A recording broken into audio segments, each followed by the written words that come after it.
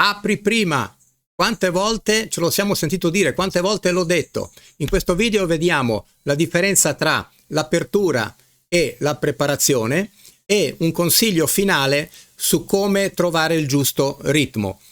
In passato, perché adesso si usa un po' più il termine preparazione, in passato si usava di più invece il termine apertura, apri. Questo era l'imperativo, quindi il giocatore doveva portare indietro immediatamente il braccio e conseguentemente la racchetta. Anche se poi la palla magari delle volte arrivava corta e quindi con la palla corta, con il rischio che la palla facesse due rimbalzi, il giocatore poi si trovava a correre per andare a prendere la palla, arrivava sul punto della palla, ma lui arrivava sul punto dove era la palla, ma la racchetta no, perché la racchetta era indietro. E quindi che cosa faceva? Un movimento e non riusciva magari a prenderla, oppure se prendeva la palla doveva accelerare talmente tanto la racchetta che una volta colpita la palla poi spariva.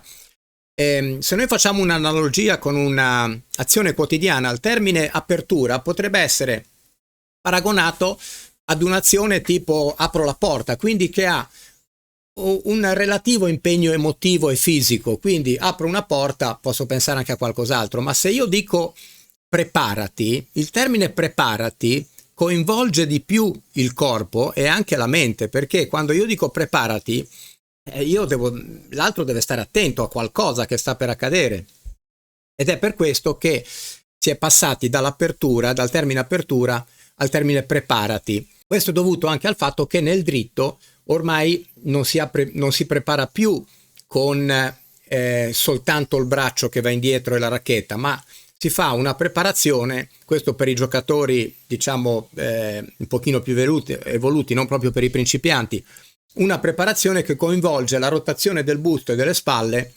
e la mano sinistra, destrimani, cioè la mano sinistra accompagna la racchetta indietro nella fase di preparazione.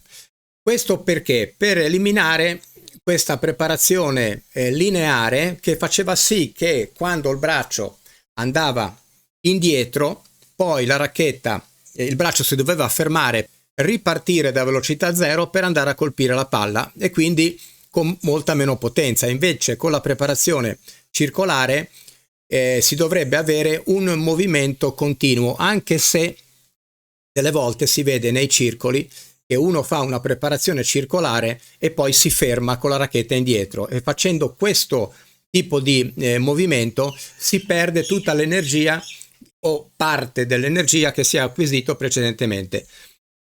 Quindi andiamo a vedere in pratica che cosa succede.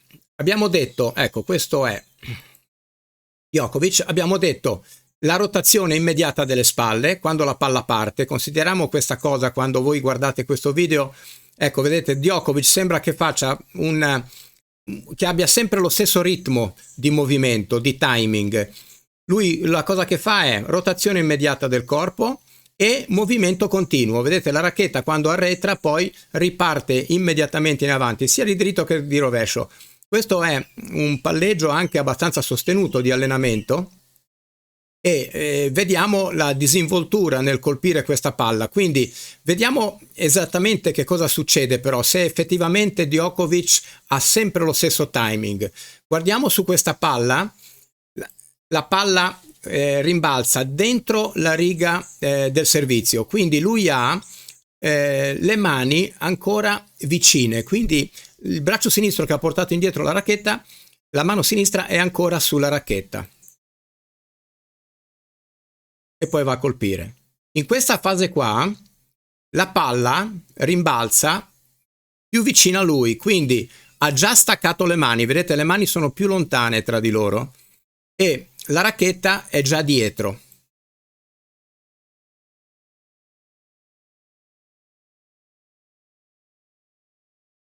Qua abbiamo una palla ancora più profonda, quindi la racchetta sta già scendendo dietro per andare all'impatto, le mani già lontane. E su questa palla qua la racchetta è già molto più bassa rispetto a prima, la palla è rimbalzata quasi sulla riga, lui è vicino al punto di contatto, quindi ha dovuto lasciare ancora prima la racchetta e scendere in anticipo per andare verso l'impatto.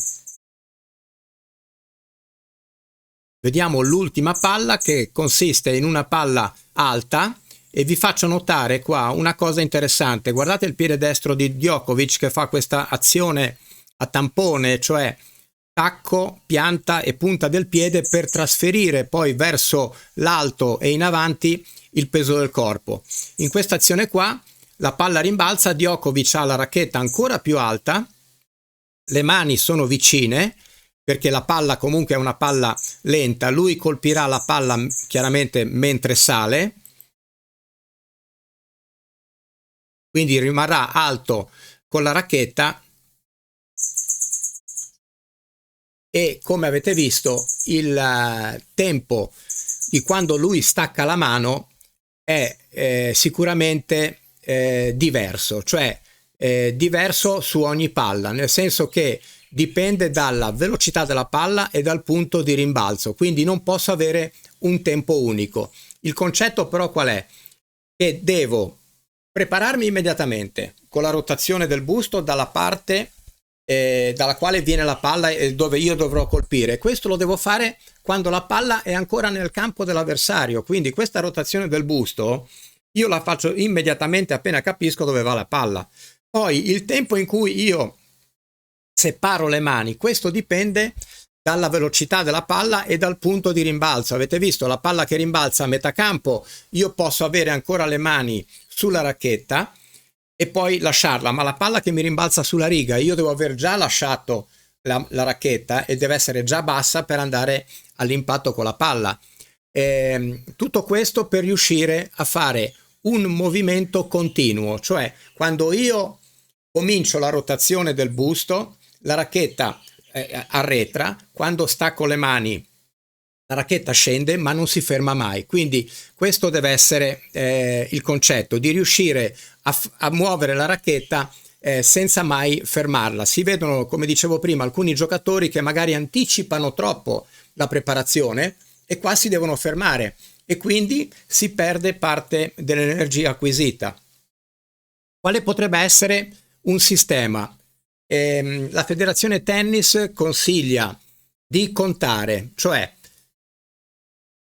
dentro di me è come se mi dessi degli ordini contando, quindi 1, l'avversario colpisce la palla, all'1 io ruoto le spalle e comincio ad assestare i piedi, 2, la palla rimbalza, io consiglio un attimo prima del rimbalzo di staccare le mani, quindi è meglio anticipare, magari fare un movimento leggermente più lento, ma meglio anticipare questa fase, cioè quando la palla rimbalza io ho già staccato un pochino le mani.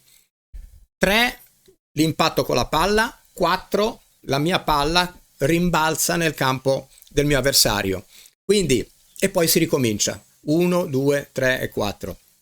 Quindi, se noi ci abituiamo a palleggiare, magari con un maestro o con un amico, e cominciamo ad avere più o meno la stessa palla per sentire questo tipo di fluidità, questo poi ci aiuta, perché l'importante è cominciare ad andare a tempo su ogni palla, ovviamente, ma è chiaro che se io ho lo stesso tipo di palla è più facile.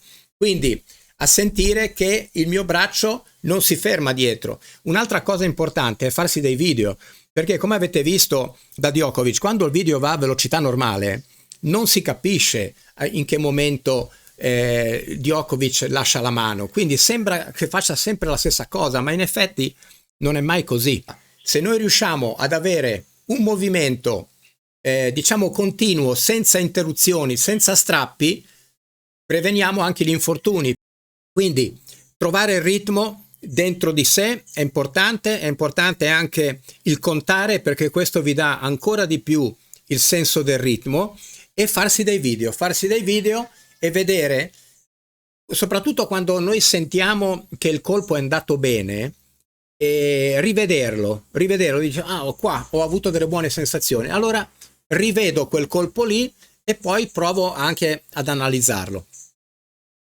Bene, alla prossima, buon tennis.